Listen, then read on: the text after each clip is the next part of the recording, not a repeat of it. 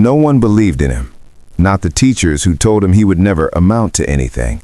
Not the neighbors who laughed when he tried to explain his strange ideas about money.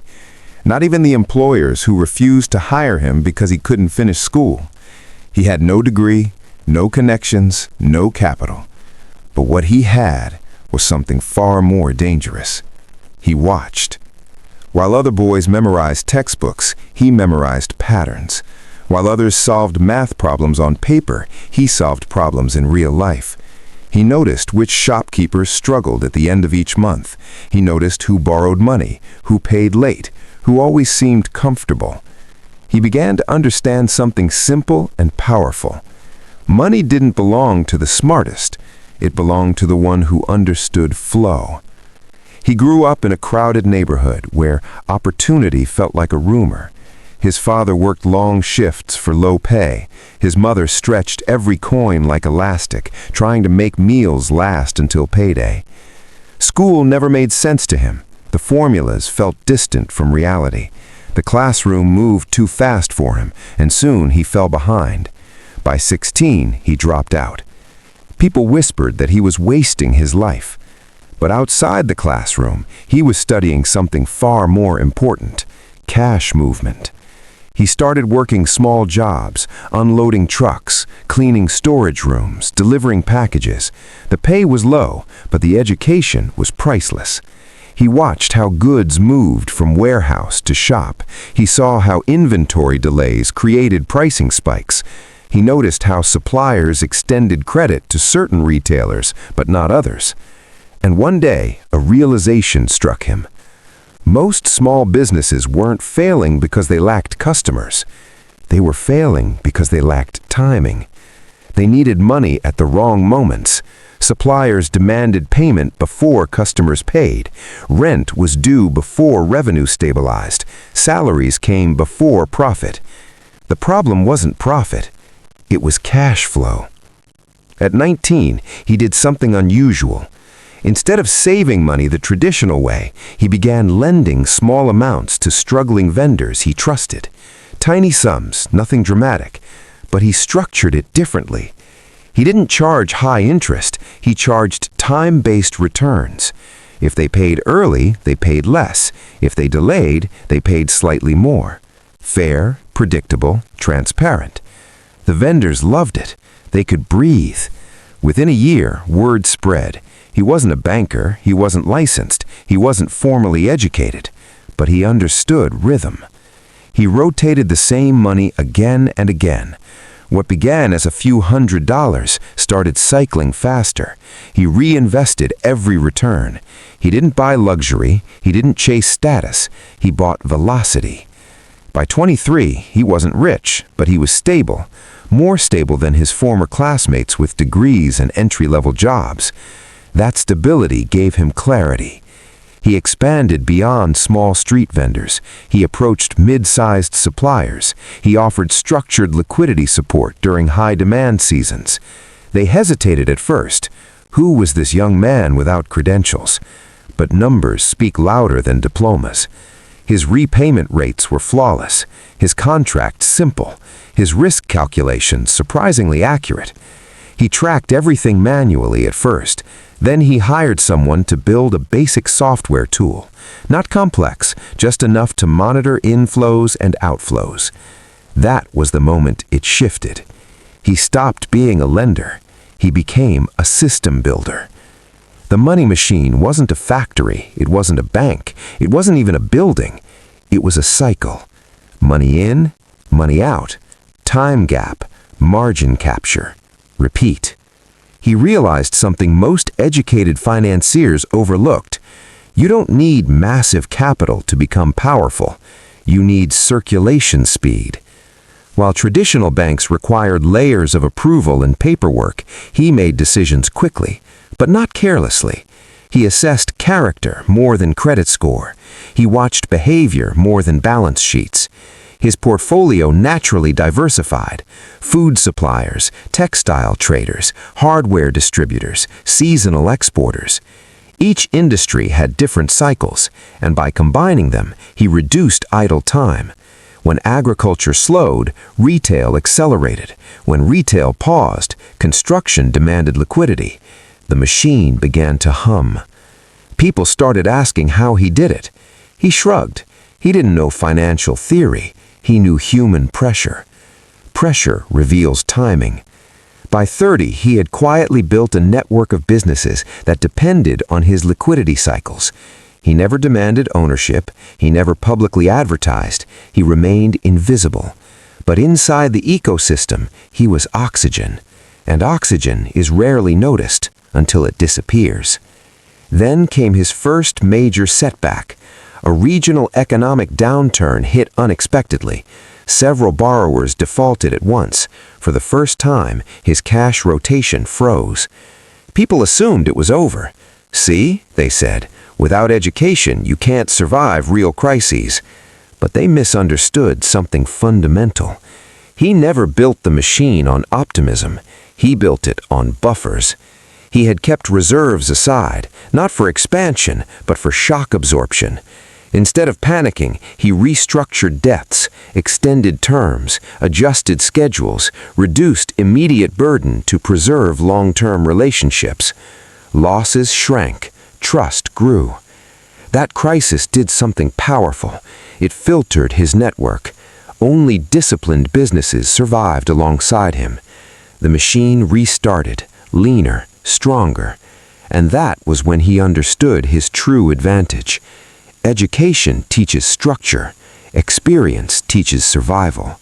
He lacked the first, but he mastered the second. By his mid-30s, he expanded into digital platforms. He didn't code. He didn't design the algorithms. He hired people who did. He focused on architecture.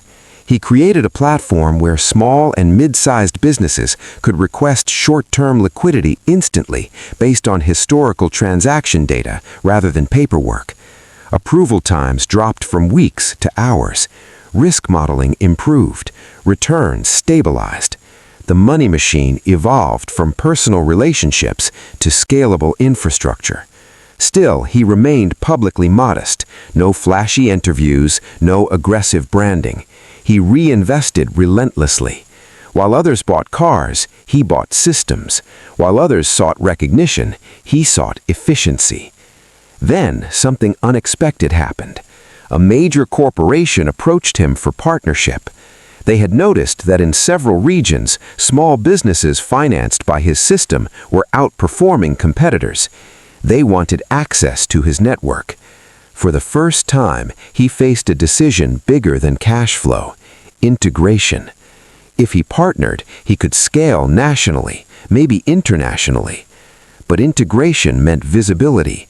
Visibility meant scrutiny, and scrutiny meant regulation. He paused, not of fear, but of calculation, because the machine he built thrived in flexibility.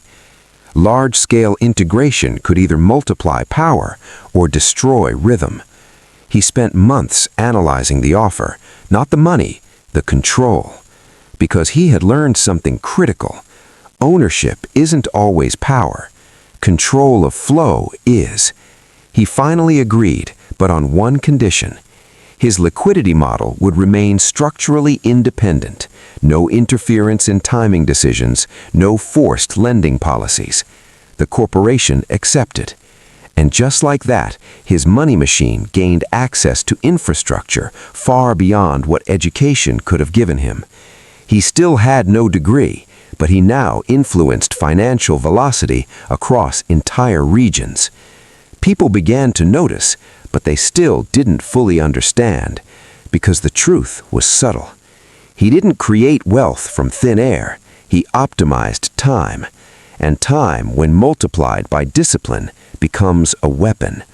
That was only the beginning, because what he built next would transform a simple liquidity cycle into a global financial engine no one saw coming. The partnership changed everything, but not in the way people expected. When the corporation integrated his liquidity system into their supply chains, the scale multiplied almost overnight. Regions that once operated in isolation were suddenly connected through a unified financial rhythm.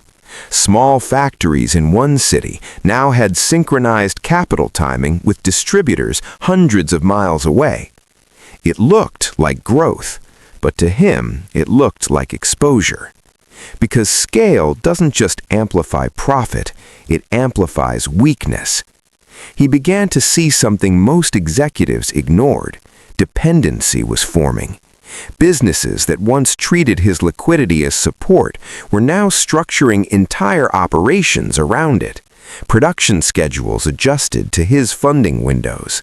Hiring plans relied on his predictable injections of cash. The machine was no longer assisting the ecosystem. It was becoming the ecosystem.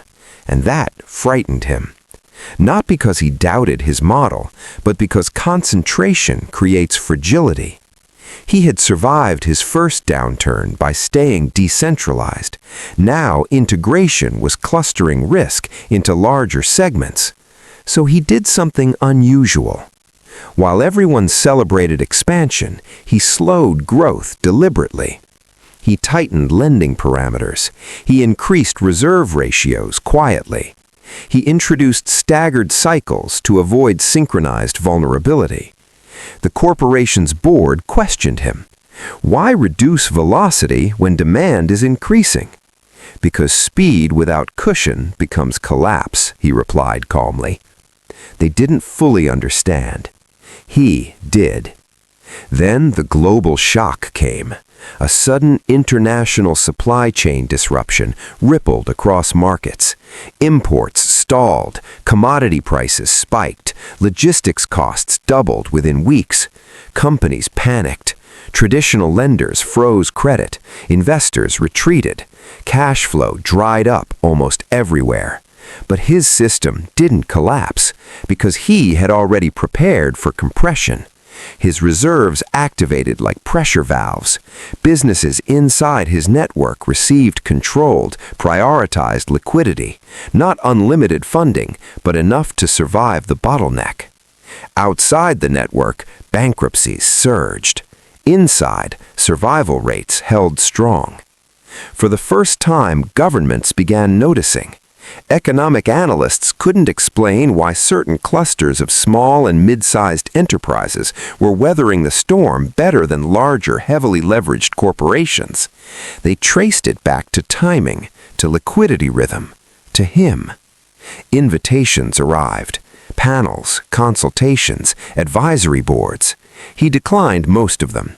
Visibility still wasn't his goal. But he accepted one meeting with policymakers studying financial resilience frameworks. He spoke plainly. Education builds knowledge. Systems build survival. If you want resilience, build velocity buffers, not just capital pools. Some listened. Some dismissed him. After all, he had no degree, no academic paper, no formal credentials. But outcomes speak louder than titles. As the crisis deepened, larger institutions began replicating fragments of his model. Fast approvals, behavioral data analysis, short-term liquidity cycling. But they missed something crucial. They optimized for scale. He optimized for discipline. Scale without discipline inflates. Discipline without scale compounds. By the time markets stabilized, his network had not only survived, it had gained market share. Competitors who failed left gaps. His businesses absorbed demand. The money machine accelerated again. But now something had changed inside him. He no longer saw himself as a liquidity architect. He saw himself as a risk engineer. Because he understood that wealth isn't built in expansion phases, it's built in survival phases. He began building parallel systems, insurance buffers, diversified asset holdings, quiet investments in infrastructure unrelated to his core operations, energy grids, digital payment rails, agricultural storage networks, not flashy acquisitions, strategic anchors. Each one designed to stabilize a different part of the financial ecosystem. People thought he was diversifying. He was actually reinforcing the machine's foundation. Then came the temptation. An international investment fund approached with an offer unlike any before. Massive capital injection, global expansion into multiple continents within 2 years. The valuation was staggering. On paper, it would instantly make him one of the wealthiest self-made financiers in the region. Advisors urged acceptance. This is the moment. Strike while momentum is high. He didn't answer immediately, because he had learned something simple over decades. Momentum is seductive. Sustainability is powerful. He ran scenario after scenario. What happens if global interest rates spike? What happens if geopolitical tension disrupts cross-border transactions? What happens if overextension reduces reserve integrity? The projections were clear. Short-term explosion, long-term vulnerability. He declined. The headlines were puzzled. Why reject exponential wealth? Because he wasn't building wealth. He was building permanence. Years passed. His machine continued expanding, but methodically, region by region, industry by industry, always ensuring each layer could withstand shock before adding another. Young entrepreneurs started studying him. "How did you build this without education?" He would smile. "I replaced theory with observation. I replaced speed with timing, and I never confused income with strength." He began mentoring quietly, teaching not formulas but principles. Cash flow over profit illusion, reserve ratios over ego, patience over publicity. Some students became powerful operators themselves. The machine was no longer singular, it was generational. But every empire faces its defining test, and his was approaching. A technological revolution was reshaping finance. Automated AI-driven lending platforms promised instant capital decisions without human judgment. Algorithms claimed superior risk prediction. Investors flooded into these platforms. Capital shifted rapidly. For the first time, his approval times looked slower compared to fully automated competitors. Pressure mounted. Should he automate fully? Should he remove human evaluation? Efficiency demanded it, but he remembered something fundamental. Numbers detect patterns, humans detect intention, and intention often predicts behavior better than data alone. So instead of replacing human insight, he blended it.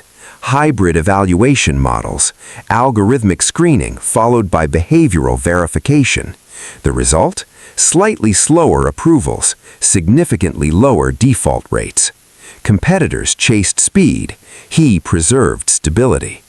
When the AI lending bubble eventually corrected due to over-approval and mispriced risk, many automated platforms collapsed under sudden defaults.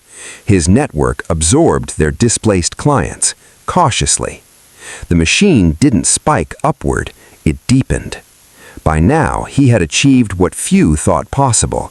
A man with no formal education had built one of the most resilient financial ecosystems in modern history. But the real transformation wasn't financial, it was philosophical. He no longer measured success in net worth, he measured it in endurance. Because wealth that disappears in crisis was never real. Only systems that survive pressure deserve the word machine. And yet, one final challenge remained, not external, but internal. Legacy. He was aging. The machine was powerful. But could it survive without him? Because building a money machine is one thing, transferring its discipline is another. And the next phase would determine whether his creation remained a force of stability or collapsed under generational misalignment. Age does something strange to power. It doesn't reduce it immediately. It clarifies it. He began to realize that the greatest threat to his money machine was no longer recession, automation, competition, or regulation. It was comfort. The next generation had grown up inside stability. They had never felt the suffocating pressure of unpaid rent. They had never watched a cash cycle freeze and wondered if everything would collapse overnight. They had inherited rhythm, but not the fear that created it. And fear, when understood properly, creates discipline. So he did something radical. Instead of handing over control smoothly, he introduced controlled stress into the system. He reduced reserve access temporarily. He simulated liquidity crunches inside select regions. He tested managers with artificial delays and unexpected policy changes. Executives complained. Younger leaders panicked. Some blamed market conditions. Some blamed technology. Only a few asked the right question. Where is the buffer?